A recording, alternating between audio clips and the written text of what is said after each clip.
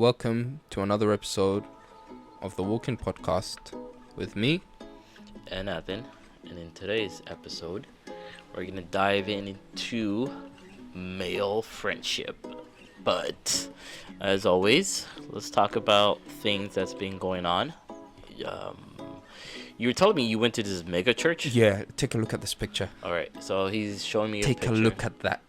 Beautiful. Oh, damn, what the hell? Right? It's in the shape of Noah's Ark.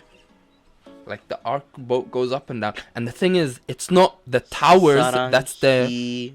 Yeah, the Love's Church, basically. The Church of Love. The point is, it's the basement. It's the basement. Then what are all these, like... So... That's the floors where they have different holes. They've got different holes and stuff. Yeah. And so this is the base. This is in a basement. This is underground. It's the biggest underground church in Korea.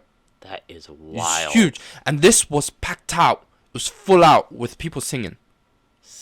And it wasn't just people. It was young people. 20-year-old. No, this is like Google Pictures. It's like, where is it? Take a look at that. And that everyone is like together. It's like, and then the other thing is they've got like art space. Every floor's got a art hall going around the outside where you're going in. Right. And they got that tower, and they had a huge Christmas tree, and they've got different halls. You see, that's one of the halls. You see, there's that lights up and everything. I'm telling you, it was on another level. Korean Christianity is so fascinating to me because it's so different from the Christianity that I've seen in kind of because Canada's not really a Christian country, but it's a Christian, I don't know what you call it, a Christian traditional culture. I don't know what the word is, but Korean Christians, I don't know, I feel like, obviously I know they come from like American Christianity, which is pretty, especially the evangelical American Christians. What does this say? We're looking at some Google pictures. There's like, God granted what does that say? No, this is something else. God granted what was requested. I guess some kind of prayer. But the point was, so I was taken on a tour on this church, and it was so interesting. First of all, the building itself is not like a church. It's more like a corporation kind of building. Right. The headquarters of some kind of big like insurance company or something. So the front lobby has a bakery and a cafe, which have a very interesting story. So the cafe, first of all, the owner's son died, and the owner's son was known for always being happy and welcoming people. Like, hey, what's your name? I'm Joey. Yeah. Or I'm Joe or Joey. I don't remember. That's the name of the cafe. I'm Joey. Actually, Joey? Joe. I think it was Joe. I'm Joe. Which prophet is Joe again? No, Job is a prophet. What's Joe then? Joe is just like Joe. But it's not a Korean name? No, but I don't know what it is. But either way, his son passed away. Yeah. And so in his remembrance, he basically made this cafe which was supposed to like bring people together. And so that was interesting. And then next door to it, there was a bakery which is exclusively run by disabled people. Okay. So they only employ disabled people. Right. And so that was really interesting to see. And the amazing part was, it's at a cheap price. Everything, like the cafe, the coffee, everything is so cheap. So typically you'd pay like $6 for a coffee, right?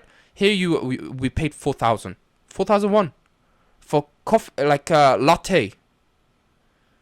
What are you talking about? You pay like 2,000 won or 3,000 won at like Mega Cafe for Americano, but I'm talking about like the other stuff. Okay. So it was like the price was much cheaper than you typically find for the kind of environment I was in. That lobby was like top tier in terms of like just like newness. It was amazing. Either way, so I was impressed by that. And then they had, as I was telling you earlier, it's an underground church, right? 8 floors down. And on the side, they have windows that show you a waterfall that's on a LCD display that goes down for 8 floors. Huge display that goes like you're looking down and it like never ends. and that display keeps changing to different things. So one time when we're passing is a waterfall. When we're coming back, it's like a sun setting and like what is it? The Serengeti kind of like beautiful stuff. And then the artworks, amazing. Like it feels like you're in a art, like the type of exhibitions where we'd expect to pay 20 to 40,000 won. It was that level, and it was every floor.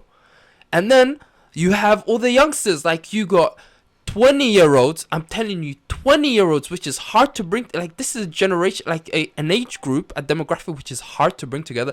They were lined up so much that the lines were making, you know, when they do the S shapes, like winding back and forth. It was one of those kind of lines. Packed. Fully packed. I'm so fascinated. Did they, obviously they probably didn't talk about like theology with you. Oh no, I was just like a background observer. I was just like observing it, just like taking about what foreigner first of all has the chance to first-hand experience this kind of thing. It's rare, which is what I was telling my friend, that it's rare you get this kind of inside like view into like real like Korea. Like it's a side of Korea which you rarely get like shown to the outside world. Yeah, people forget that Koreans are super religious, especially like the Christian very much so of Korea, like the Catholics but not so much the Catholics, but especially the Protestants. You don't really see it much, but they're pretty like intense. Oh, it's hardcore to say the least. It's pretty intense, so people kind of forget that. But they're very good at hiding it though. They're not very upfront about it. You know what I think it is? So with Western religions, or not Western religions, but Western style of religion, people are more open with talking about God and talking about and like stuff, debating about it. Yeah, debating about it, right? But in Korea, they don't really debate. Like nobody's like kind of like having discussions about if God exists and which God is correct, none of that. It's more like the religious groups, they try to like recruit you to their church. It's more recruitment rather than debating and like having discussions about religion, where you can find that a lot in like Western countries. So you kind of grow up with that environment. So when I came to Korea and when I met like a bunch of like co-workers, older Korean women, it's mostly women too, to be honest, that I found that are more into religion than the men. I'm telling you, look at that hall. It's got floors. Imagine it's that a mega being church. packed. It's a mega church. Yeah, that's the name. So, and whenever I talk to them and whenever I discuss religion to them, they get kind of shocked because they're not really expecting that level pushback, of like details and like nuances and stuff. And for me, I find it kind of weird. I'm like, wow, so you guys just kind of believe in and that's it. You just leave it alone. But yeah, I do want to actually go to one of those places and just check it out as like... No, but be careful once you go to, because I'm telling you, it's there are cults where once you go in, it's hard to get out. I'm telling you. Do you remember that hotel we went to in Tebek where we tried to stay the night and it was owned by a cult? Yeah.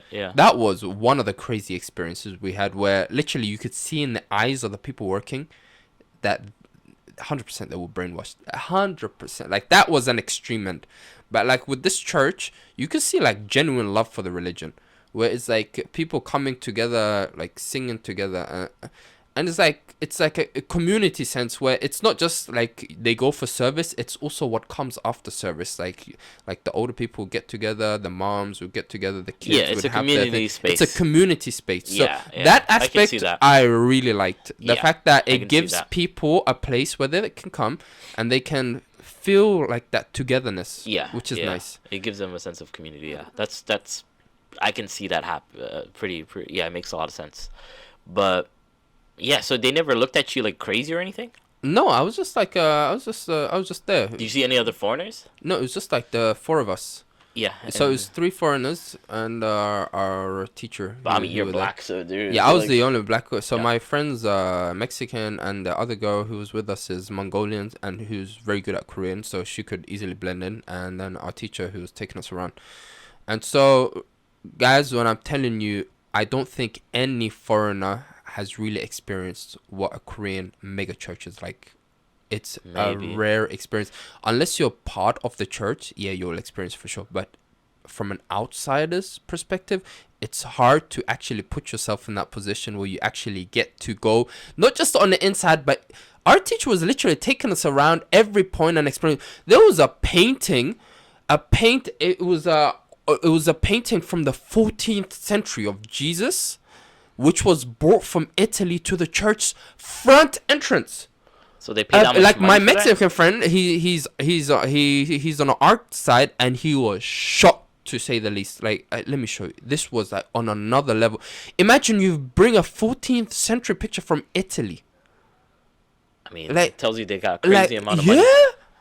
How does it work? So how much money does she give the church? So okay, so the church, that in terms of history, the church used to be located elsewhere because this building is newly built. And they built this building because there was a need for more space because the people attending were way too many. And so now you have attendees. What was the number she said? It was, it's up in the tens of thousands. It's not just in the thousands. It's up in the tens of thousands. Yeah, here's the picture. There's the picture. They bought that huge picture. And the crazy thing is the picture isn't anywhere special. It's just at the entrance. It's just there. And it's the real deal. It's the real deal, literally.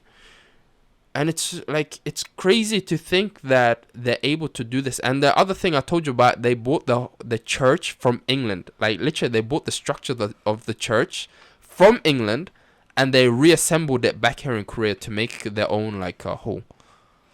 Yeah. It's another level. I mean, to be honest, we could make a whole podcast about Korean. And then look at these flowers. Religion. These flowers were everywhere. These flowers were sent from Mexico. They only grow in Mexico. And they were everywhere. Literally everywhere we went, these flowers were there. Hundreds of them. Yeah. Which is like, it's something. It's something else. Like, I actually want to like talk to them and really dig in, but I feel like the main point is people just get a sense of community.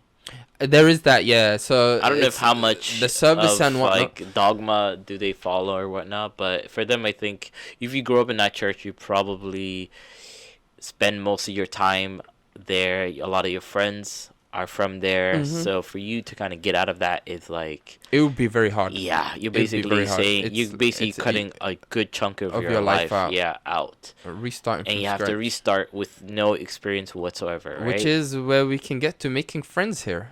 Which is, yeah, but I think for somebody to get to that position, they need to like go through a lot to kind of get to that. But I don't think your regular people are ever gonna. Your regular person who attends those kind of churches or mosques or whatever, they don't usually go there. The second thing I'd like to mention is a lot of the people attending these churches aren't your typical regular people who fit into your society. Well, these are people who don't really fit into society. In what sense? In the sense that it's either you're on a disabled, people with some kind of disability side, or people who lack social skills. We were just sitting in that cafe, and I was just looking around, looking at how people interacted.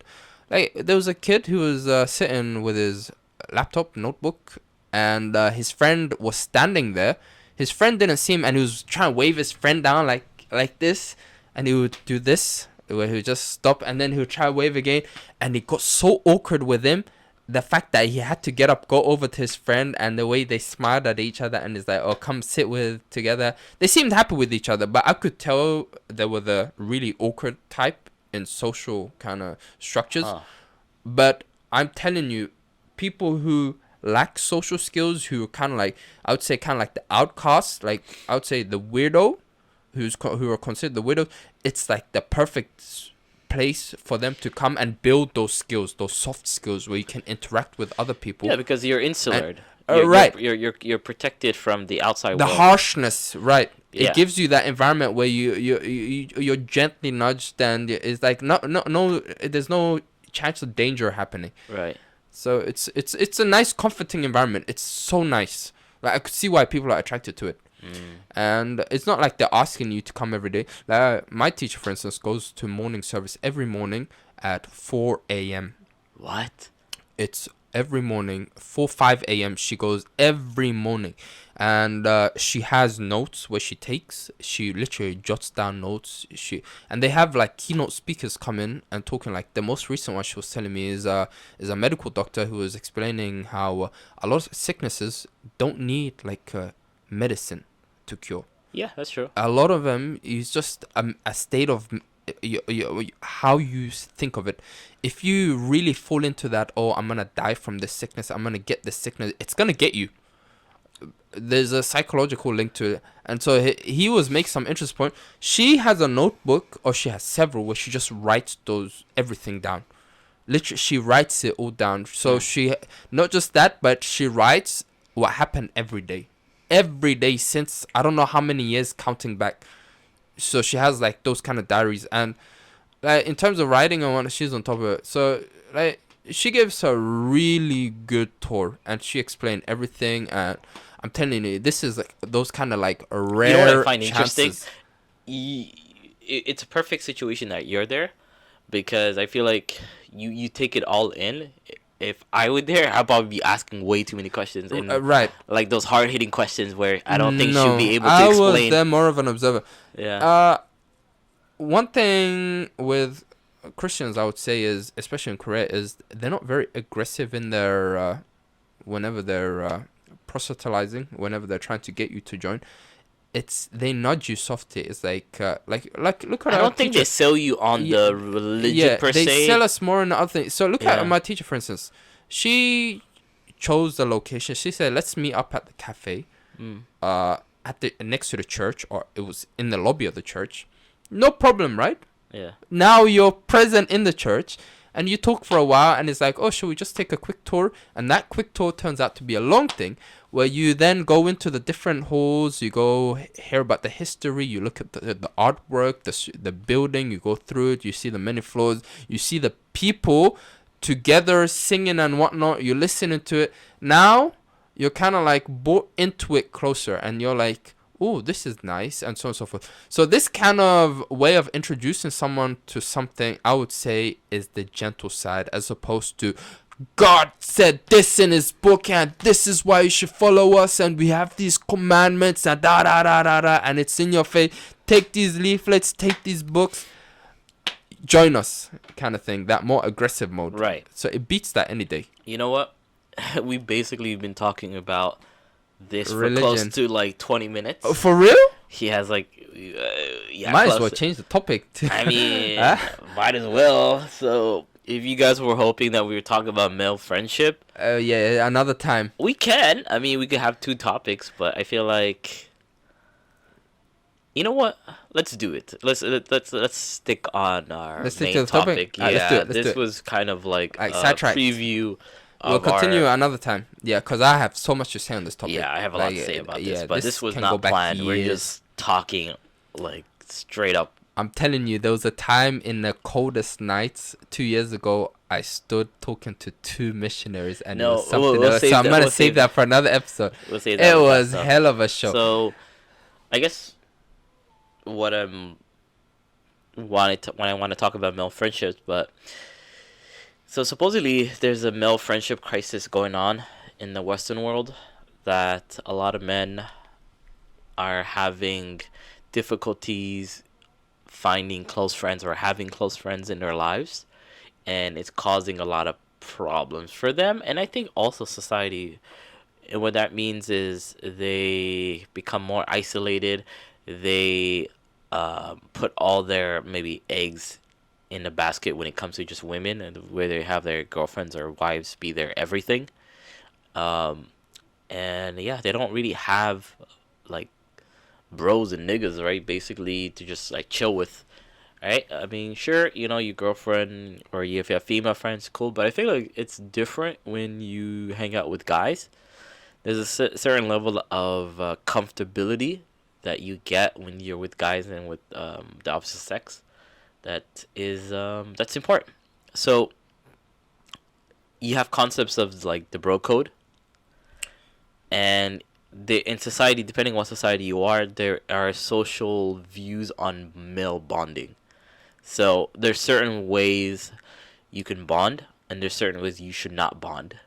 and I want to talk about the difference between Western and Korean friendship dynamics.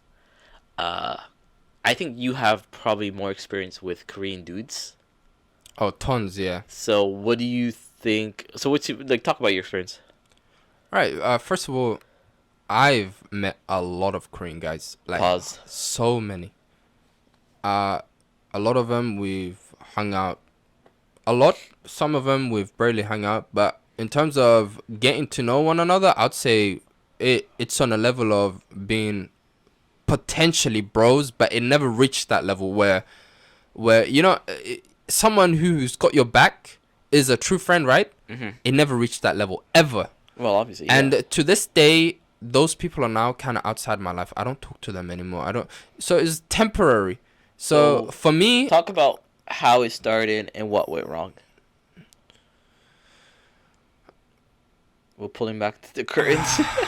Honestly, I would say with Korean dudes, I've never really had any real friendships. Real friendships. I would say 4 dudes at most are I would call were friends, but the fact we don't talk to each other anymore. I mean, I would still consider them real good friends, but we don't talk anymore.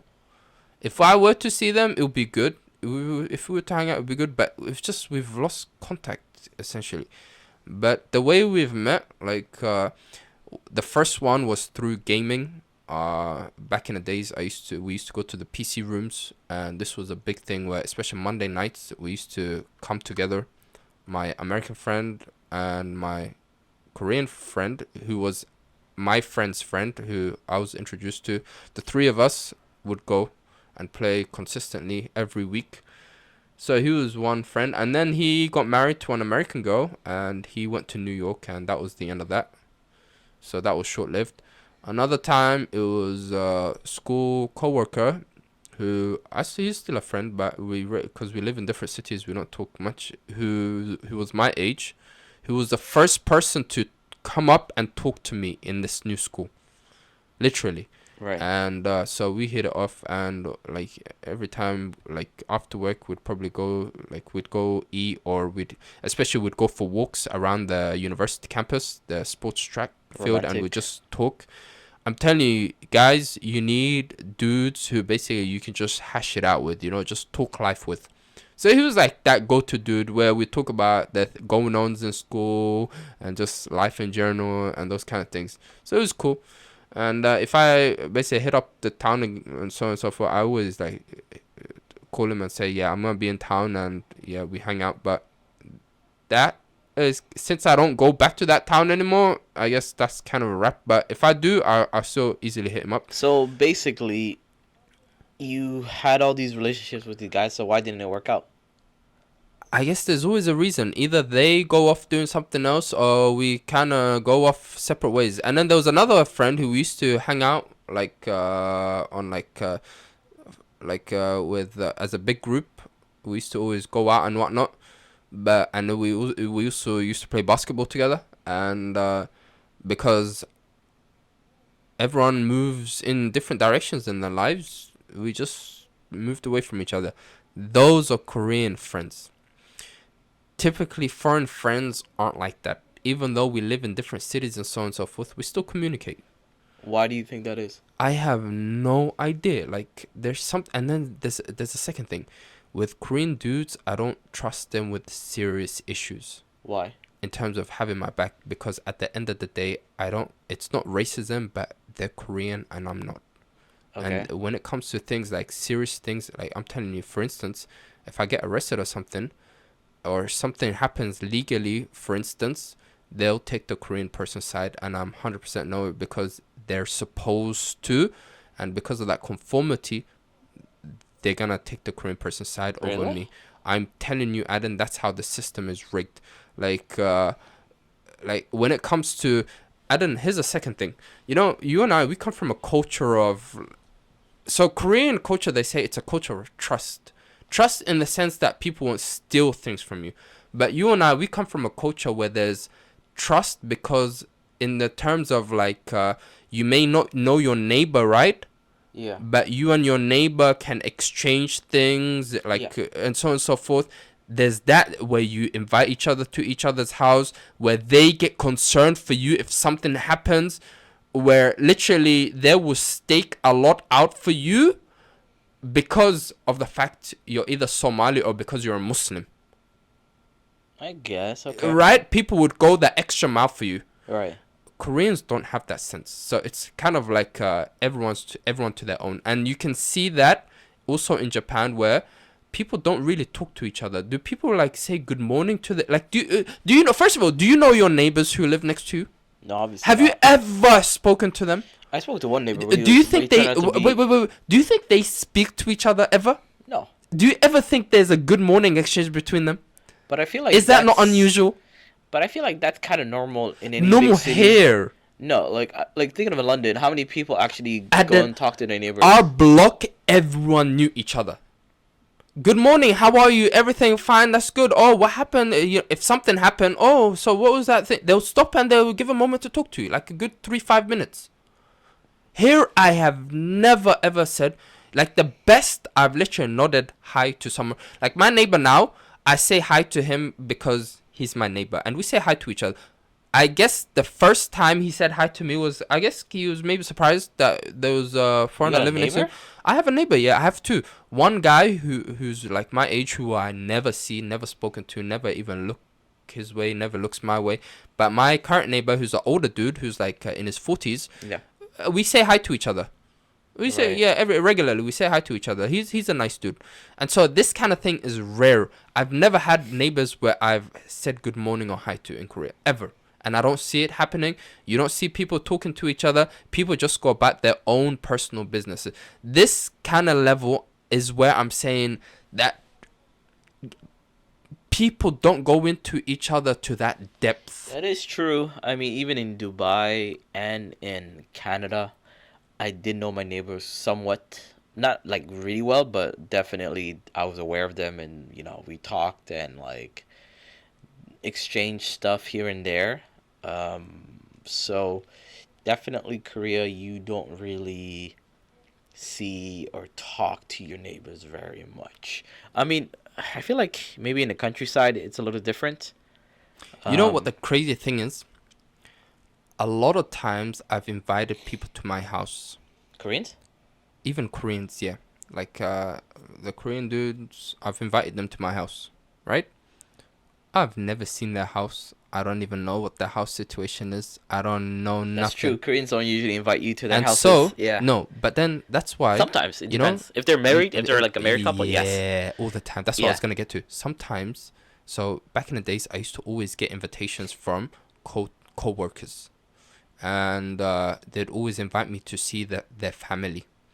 And this is something that I used to not understand, because it was always just me. They would never do it with another coworker. And so the fact I put it down as me being foreigner and outside that Korean kind of scope of things, and the fact they were trying to push a certain limit, trying to kind of break through imposed limit which they shouldn't be, and kind of like so personally, I've had tons of invites of people wanting to meet their family back in the day, and I used to tell you all these stories. Yeah. Why me though? Because it's like a unique situation where they feel comfortable because I'm a foreigner and I'm here temporary. I'm guessing this is how they saw it as, and I have something interesting to share, kind of like a new perspective which you rarely get to see. The only time you get to see is on TV. What Korean, like on a family level, like beyond their 30s, gets to like get involved with a foreigner in their day-to-day life? It's rare. Yeah, almost never. It's never, yeah. So for them, it's like this unique chance where it's like, let me introduce this guy to my family, kind of, and so on and so forth. So I used to get that a lot. But this too, I would say, was very superficial. This was never, it was a 1 or 2 time thing, never really. There was only one co-worker who ever invited me more than twice, and that I give big ups, like that concept. And then there was another co-worker who used to take care of me so well. Remember, I used to tell you, and I'm telling you, like, they take care of you like a son. Like I've constantly had that Let's let the audience know that they're both men and women. Men? Even men. I'm telling you, I didn't, like, my first head teacher was when I moved to that mountain city. was making sure I was eating meals. I was showing receipts, basically. What the frick? Like because he was so worried about me. Why? He was worried about me. To be honest, when you first came to Korea, you looked like I was starving, like this starved child who just came out from Somalia, basically. Yeah, you should have been in the hospital. Yeah, so he was very worried for me. So I was like, no, I'd be going to these restaurants and whatnot while we were eating Hans Deli spaghetti. Like, what kind of food was that? Oh my god! Like, thinking back, we were literally eating Lottery and Hans Deli. Yeah. And we considered that top tier kind of. That's hilarious. When I first got to Tebek, my co-teacher was like, "You hungry?" I'm like, "Yeah." The first thing this guy takes me to is fucking like Lottery. Oh god damn. For those who don't know, Lottery, it's like a watered down version of like Burger King. Yeah. The guy was like, "You're a foreigner. You must like Lotteria." And I was like, "What the frick is Lotteria?" And he was like, "What? You don't have it in your country?" I'm like, "Yeah." Maybe they do have it now with Lotteria. It probably has grown a bit. Maybe expand, but it's not the best of the best. Nah, it was alright. It's like a low tier. It was good for what it was. Food chain. But yeah, that was hilarious. Yeah. Either way, so people do make efforts to take care of you, but friendship, they never get to know you like deep level. I'll give you a perfect example. Could you call them in the middle of a Sunday night? Oh, the face he made. So he just made a kind of what the frick are you talking about kind of face. But can't I call you on a Sunday night while you're sleeping? Yeah. What does that tell you? But that's different. No. If we if we are truly friends, aren't you supposed to be available for me anytime? Don't you call me? You just randomly call me 11 p.m. at night while I'm sleeping, right? When I've gone to sleep, right? Why do you feel that comfort? Because we're friends, right? Okay. Right? But why can I not call you? And then here's the other thing. Why do I look to ask you whether you're available or not? Why do I feel uncomfortable even calling you, talking to you? Hey, how are things? Are you gonna be available? Why do I have to be like sending you a message like? So why are you feeling those feelings? Because we're not true friends. But what's stopping you from having that? It's impossible because here's the way I work. The way I work is I bounce off of whatever energy the other person's given. Hold up, wait. I want to say first of all, like, you definitely have more experience with a lot more Korean guys. Pause. Than I do, but I want to say that I've had a lot more sustainable Korean friendships. 100%. But most of them were females. 100%. I give you that. Yeah, and you've met a few of them too. And I always wonder, like, how they stick around for so long. That's what I'm saying. Like, how?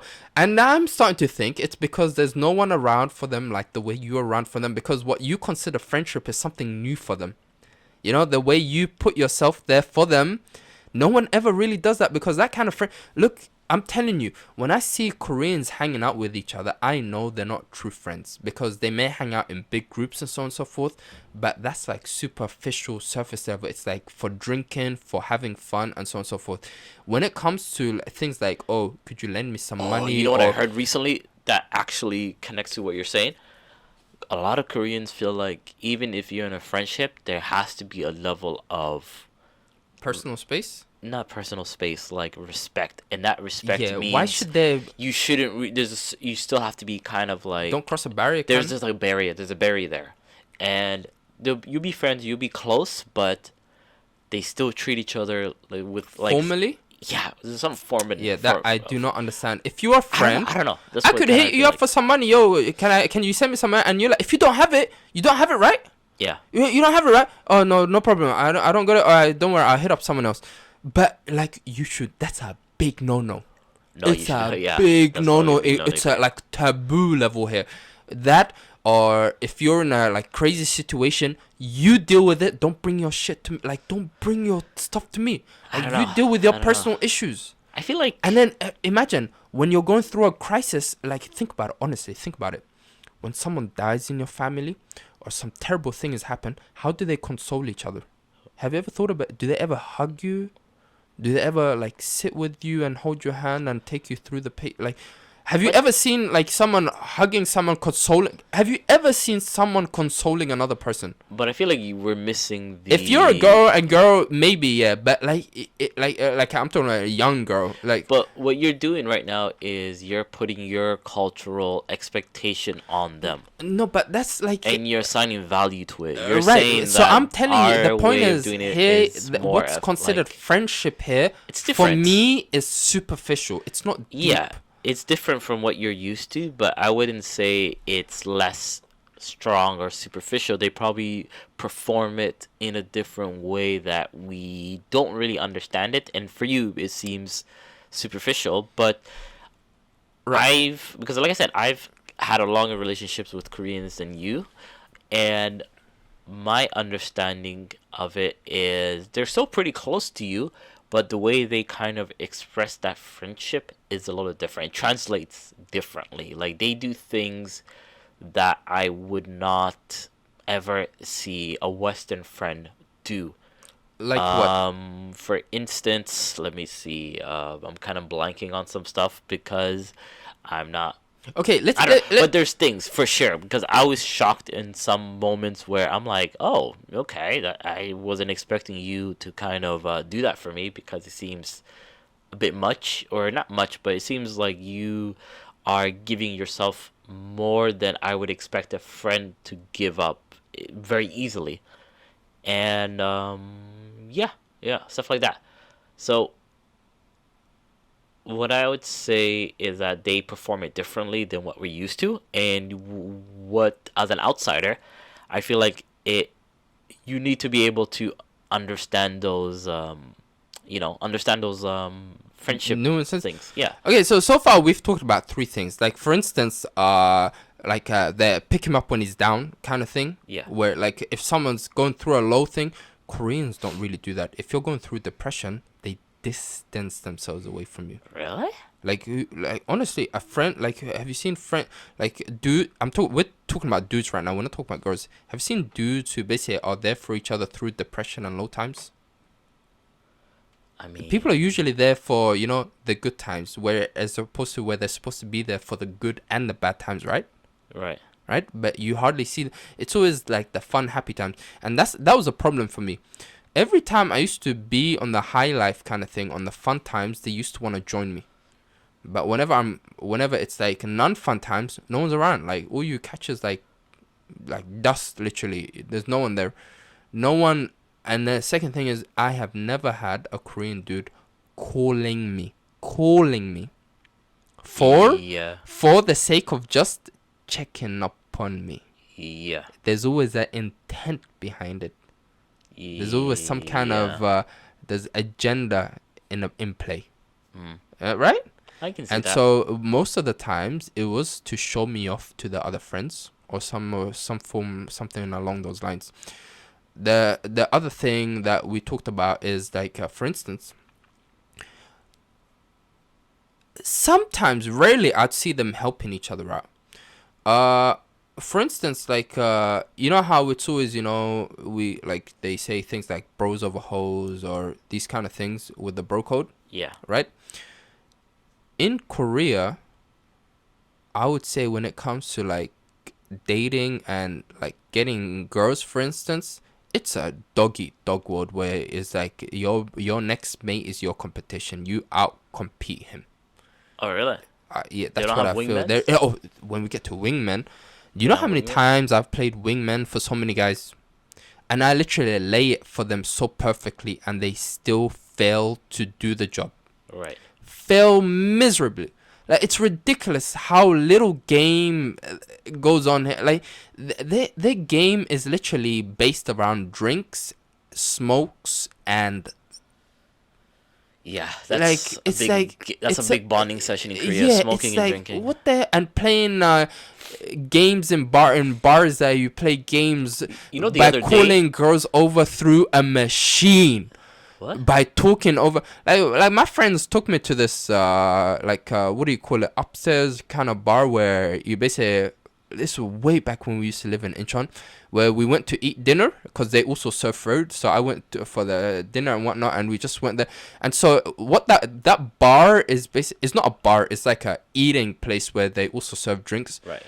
You got a game machine and a computer next to you, a pad where you can text message other tables to play games with them and also send them drinks and so on and so forth. So the point is, dudes are so afraid to go over to the table, tell a girl, I like you, you want to come over to my table, that they got to do it through a system where it's kind of anonymous. It's like, yeah, I'm table 19, look over here, you kind of like us?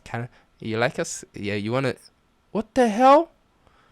You like someone, you just play, you go there and you spit some game, right? But again, you are trying to impose my idea. Yeah. But the point is, like, the way things are done is just like, and then the wingman thing, like, it's annoyed me to no end. Like, like you open up the conversation, you set up everything, and it's like, it just, the moment they open their mouth and their body language and everything is just, yeah, this is lost. What a waste of time. And you just gotta walk away. It's like, yep, I can't work with you. Like, what am I working with, kinda? What are we working with there? Like, come on, step up your game, bro. But the thing about, like, Korean dudes, I guess, for me, is that I've had friends, but they weren't really the typical Korean dudes. I'll give you an example. Like, yesterday, I was at the CU, or GS25, next to my house. Yeah. And I was like, I forgot what I was buying, but I was buying something, and the clerk, he wasn't at the front. I don't know, he just went to the back. Right, so I was kind of waiting like for like a minute, and some dude kind of comes in and he kind of like yells for the guy to come out, right? And I'm just, while I'm waiting, he was like, "Oh, you like?" I think I also had a Pepsi. He's like, "Oh, you like Pepsi?" to me, and I kind of turn around. I'm like, "What?" I've never had a Korean ever strike a conversation. Start a conversation, yeah. Yo, just like out of the blue, and he was like shocked that I understood him in Korean, and I replied to him in Korean. He was kind of shocked. He was like, "What? What? You know Korean?" I'm like, "Yeah, but not that well." And he was just like, "Oh, how old are you?" And that's when I knew he was interested in me, because I feel like when the Koreans ask you your age, yeah, that's that's their way of like figuring out, okay, like, can this work? Yeah, like, how can this work? Can I be friends with you? Can I whatever? And I forgot what I said, some bullshit age. I think I told him I was like 25 because I look like a young boy, you know. But I look like a young Wyatt. But that was the first time I ever had like a Korean dude. No, to be honest, I've had a lot of Korean guys approach me, especially like in like bars or in club settings, which is weird because if I'm like doing my thing, I'm tearing up the dance floor. Like, I hope for girls to come my way. Instead, I get a bunch of dudes who want to use you to basically. Well, they think by dancing with you, somehow the girls are gonna go like, "Wow, you're dancing with a black person? Mm-hmm. You must be a cool dude," which never works. It never works that way. And so it just becomes awkward where you just have to see a dude just dancing next to you and go like, "Oh Lord, this is not that kind of space that I want to be in." But yeah, they think sometimes, you know, in those situations, they think they can use you, but, you know, it is what it is. But I think we can kind of go on and off about this topic because there's so many things we could mention. But I think we can end it here. I want to leave people with one final thought, is that friendships are hard. Don't let small things, you being shy, or you might think this person might think you're weird for just talking to them. Do it. Right, just do it. Like, just do it. If you want to like talk to people and get to know people, hopefully a friendship can form from that. Life is short. Do it. You gotta live it. Just do it. All right, we'll see you in the next episode. And keep on walking.